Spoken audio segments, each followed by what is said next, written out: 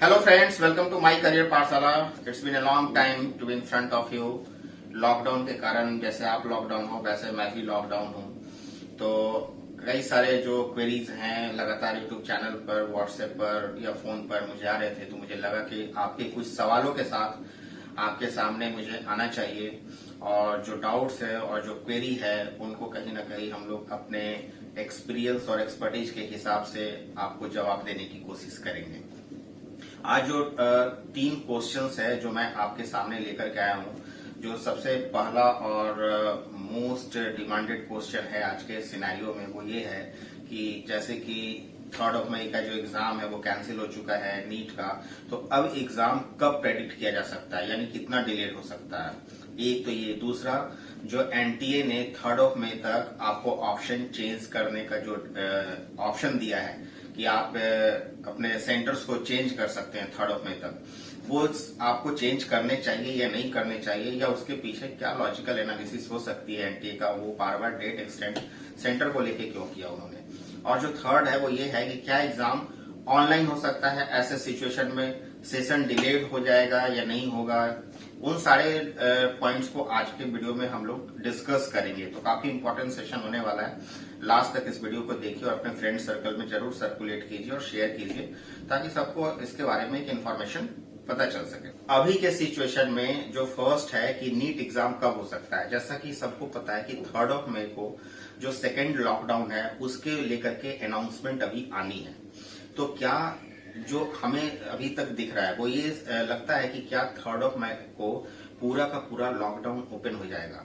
जो current scenario में आज मैं जब वीडियो बना रहा हूं तो अप्रोक्सीमेटली 26,000 कोरोना के इन्फेक्टेड केसेस है, जिसमें 5,000 to 6,000 रिकवर्ड भी हो चुके हैं। तो अगर इन सारे सिचुएशन को देखा जाए तो पूरा का पूरा लॉकडाउन मुझे नहीं लगता कि रिमूव किया जा सकता है। पार्शियल लॉकडाउन रिमूव हो सकते हैं या इस तरीके से फेजेज वाइज में ही लॉकडाउन को रिमूव किया जा सकता है।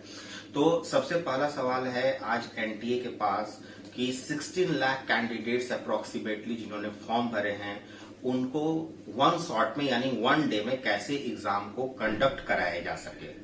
तो जब तक ये पूरा लॉकडाउन कंप्लीट तरीके से ओपन नहीं होगा, जब तक रेलवे, एयरलाइंस या जो बसेस, ट्रक, इंटर स्टेट जो ट्रांसपोर्टेशन है वो जब तक शुरू नहीं होते, तब तक इसकी पॉसिबिलिटी काफी कम दिखाई देती है कि एक दिन के अंदर में पूरे एग्जाम को कंडक्ट किया जा सके।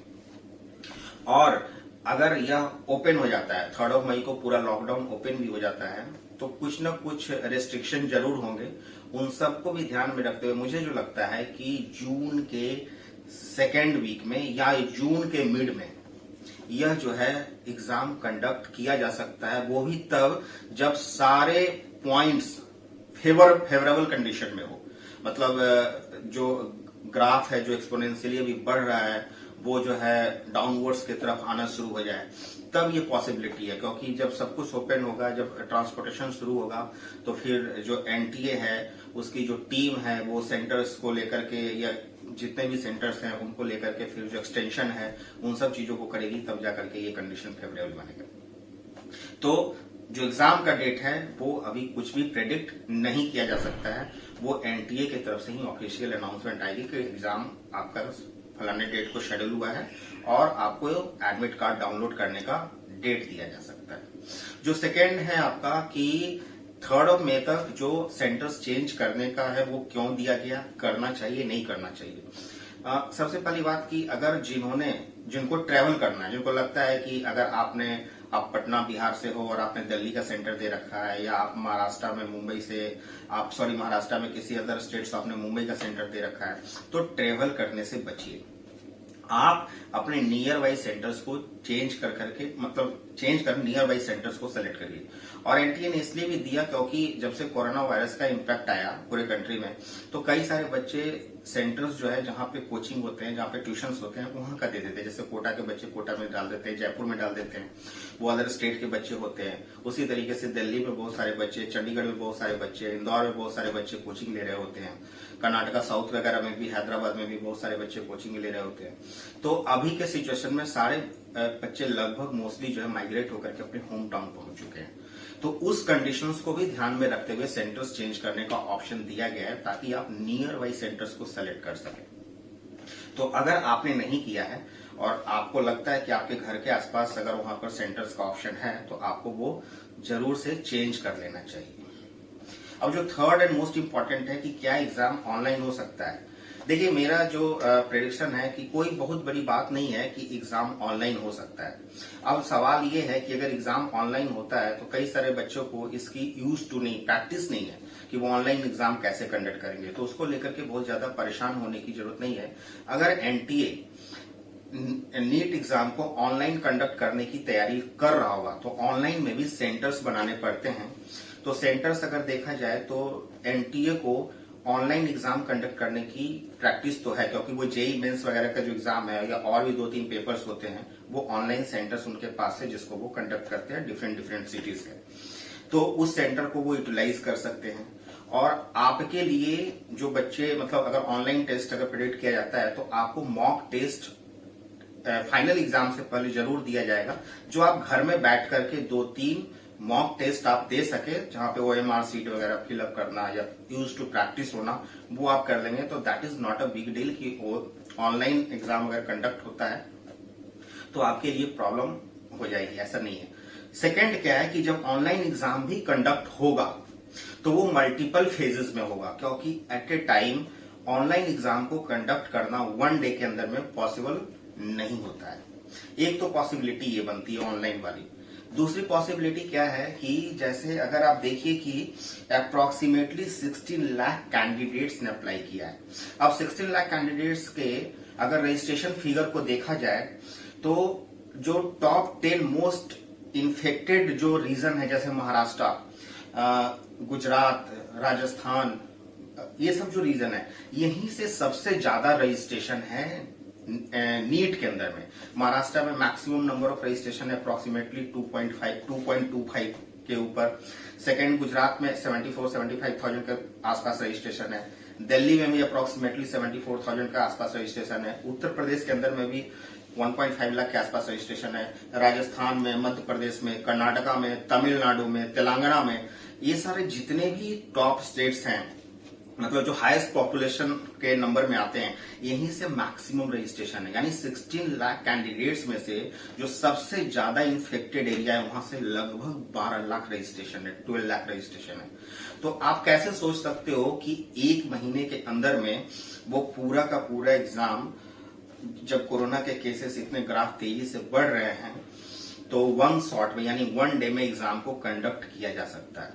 तो it is very difficult in a current scenario. तो एनटीए के भी माइंड में या उनकी जो टीम होगी कहीं ना कहीं इस पैटर्न पर सोच रही होगी लगातार, क्योंकि बहुत ज्यादा डिलेड भी नहीं कर सकते, एग्जाम को कैंसिल भी नहीं कर सकते। तो बेटर कर क्या सकते हैं, या तो ऑनलाइन मोड में डिफरेंट फेज में एग्जाम को कंडक्ट करें, सोशल डिस्टेंसिंग का ध्यान भी रखा जा सकता है उसमें, या सेकेंडली ऑफलाइन एग्जाम को कंडक्ट करें। तो जिस तरीके से हर स्टेट में 3 मई के बाद मोस्टली ये देखा जाएगा कि रेड स्पॉट यानी red zone, green zone, orange zone, इस तरह से जो एरिया क्लासिफाइड हो जाएगा, तो उस केसेस में भी ऑफलाइन जो एग्जाम कंडक्ट होगा तो मोस्टली ऐसा हो सकता है कि एक फेज में ना होकर के 2 to 3 फेज यानी 2 से 3 फेज में एग्जाम को कंडक्ट किया जाए। पहले जो एरिया या जो डिस्ट्रिक्ट जो कोरोना फ्री है वहां पर एग्जाम को कंडक्ट कर दिया जाएगा, सोशल डिस्टेंसिंग का ध्यान रख करके। वहां पर सेंटर्स इंक्रीज किए जा सकते हैं। एक सेंटर्स पे जहां 1000 बच्चे या 2000 बच्चे एग्जाम देने आते थे वहां पे 300 to 400 बच्चों को फर्स्ट फेज में बुलाया जाए, फिर सेकेंड फेज के एग्जाम में बुलाया जाए। तो इस तरीके से प्लानिंग, जो रेड जोन है उसकी एग्जाम को सबसे लास्ट फेज में रखा जाए। तो इस तरीके से एनटीए कहीं ना कहीं प्लानिंग कर रहा होगा। हो सकता है some part of the exam कहीं वो ऑनलाइन कंडक्ट कर ले, कहीं ऑफलाइन कंडक्ट कर ले, क्योंकि आज एनटीए के पास जो सबसे बड़ा चैलेंज है कि वो 16 लाख कैंडिडेट्स को सोशल डिस्टेंसिंग का ध्यान रखते हुए, क्योंकि जैसा कि प्रधानमंत्री ने कहा है, प्राइम मिनिस्टर ने, ये लड़ाई लंबी चलने वाली है। और हम लोग भी जो सिचुएशन देख रहे हैं कि क्राउडेड अगर मॉल्स खुल जाते हैं, कुछ भी खुल जाते हैं, XYZ अगर शॉपिंग प्लेसेस खुल जाते हैं तो क्राउड गैदरिंग है उसको नहीं होने दिया जाएगा। तो उन सब सिचुएशन को ध्यान में रखते हुए यही पॉइंट किया जा सकता है कि द बेटर पार्ट इज कि ऑनलाइन हो या ऑफलाइन हो, जो भी एग्जाम कंडक्ट होगा वो मल्टीपल फेज में हो सकता है। This is what we are predicting and we are analysing actually. अभी कोई ऑफिशियल अनाउंसमेंट तो नहीं हुआ। एट द सेम टाइम अगर एग्जाम कंडक्ट हो भी जाता है तो सेशन डिलेड वाला जो आपका सवाल है उसमें ये हो सकता है कि जो एमसीसी है, जो स्टेट कमिटी है, जो स्टेट जो एग्जाम काउंसलिंग कंडक्ट करते हैं, वो भी कहीं ना कहीं प्लान कर रहे हैं कि बहुत ज्यादा काउंसलिंग को लेंदी नहीं किया जाए। जैसे फर्स्ट से सेकंड राउंड के अंदर में जो 10 दिन 8 दिन की रिपोर्टिंग टाइम दिया जाता था उसको मिनिमाइज करके 3 से 4 दिन कर दिया जाए। मोस्ट ऑफ द थिंग्स को जो है वो ऑनलाइन रिपोर्टिंग के रूप में, जैसे कॉलेज के अंदर में ऑनलाइन रिपोर्टिंग हो जाए या डॉक्यूमेंट वेरिफिकेशन सेंटर ऑनलाइन हो जाए। तो इस तरीके से चीजों को मैनेज करके या टीम काम कर रही होगी कहीं ना कहीं जो मैनेज किया जा सकता है। और जो टाइम ड्यूरेशन मैक्सिमम काउंसलिंग, क्योंकि इंडिया में ये भी है कि अगर बहुत ज्यादा डिलेड होता है तो अक्टूबर और सितंबर एंड पूरा का पूरा फेस्टिवल सीजन होता है। तो फेस्टिवल सीजन के समय भी इसको कंडक्ट कराना एक चैलेंज हो सकता है। तो ये सारा जो एनालिसिस है जो मैं आपको बता रहा हूं, बट लेकिन इस एनालिसिस को करने का मोरल ऑफ द स्टोरी ये है कि बहुत सारे बच्चे रिलैक्स मोड में आ चुके हैं, या उनको लग रहा है कि मतलब ये फेज है तो पता नहीं कितना लंबा जाएगा। तो मैं ये कह रहा हूं कि अभी रिलैक्स मोड में आने का नहीं है। This is unfortunate time, but इस अनफॉर्चुनेट टाइम को आपको फॉर्चुनेट टाइम की तरह इस्तेमाल करना है, क्योंकि आपको 1 से 1.5 मंथ का एक्सटेंशन अगर आप मिल रहा है तो आप लकी हो, क्योंकि आपसे पहले कभी किसी बच्चों को ऐसा समय नहीं मिला है जहां पे आपको मैक्सिमम रिवीजन का आपको फेज मिल जाता है। तो आप इन सब चीजों पे बिल्कुल ध्यान मत दिया कीजिए कि कब एग्जाम कंडक्ट होगा, लेट होगा। इतना जरूर मानिए कि एग्जाम कंडक्ट होगा और आपकी तैयारी अच्छी होनी चाहिए। 2 फेज में हो, 3 फेज में हो, हर बच्चों के लिए अलग अलग क्वेश्चन का सेट हो, कौन से पोर्शन से क्या सिलेबस पूछा जाएगा। तो इट इज ऑलवेज बेटर कि आप अपनी तैयारी को दुरुस्त रखिए और लगातार अपने प्रिपरेशन में बने रहिए, क्योंकि एनटीए के लिए मेजर चैलेंजेस है। जो इंडिया का सबसे ज्यादा इन्फेक्टेड एरिया है, वहीं से मैक्सिमम नंबर ऑफ रजिस्ट्रेशन है, तो वो इसको कैसे यहां से कैरी फॉरवर्ड करते हैं या तो आने वाले समय में देखने की बात है। तो फ्रेंड्स, बने रहिए माई करियर पाठशाला के साथ, और अभी तक आपने सब्सक्राइब नहीं किया तो चैनल को सब्सक्राइब कर लीजिए, लाइक का बटन दबा दीजिए अगर आपको वीडियो पसंद आए तो, और अपने फ्रेंड्स सर्कल में जरूर शेयर कर दिया कीजिए। अगला वीडियो हम एमबीबीएस अब्रॉड को लेकर के आएंगे, जिसमें उसमें भी कई सारे बच्चों के साथ बहुत सारे डाउट्स और क्वेरी हैं कि एडमिशन प्रोसेस एमबीबीएस अब्रॉड का स्टार्ट हुआ है कि नहीं हुआ है, कब होगा, क्या क्या चांसेस है, सेशन डिलेड है कि नहीं। नेक्स्ट वीडियो में हम एमबीबीएस अब्रॉड के टॉपिक को कवर करेंगे। Thank you so much.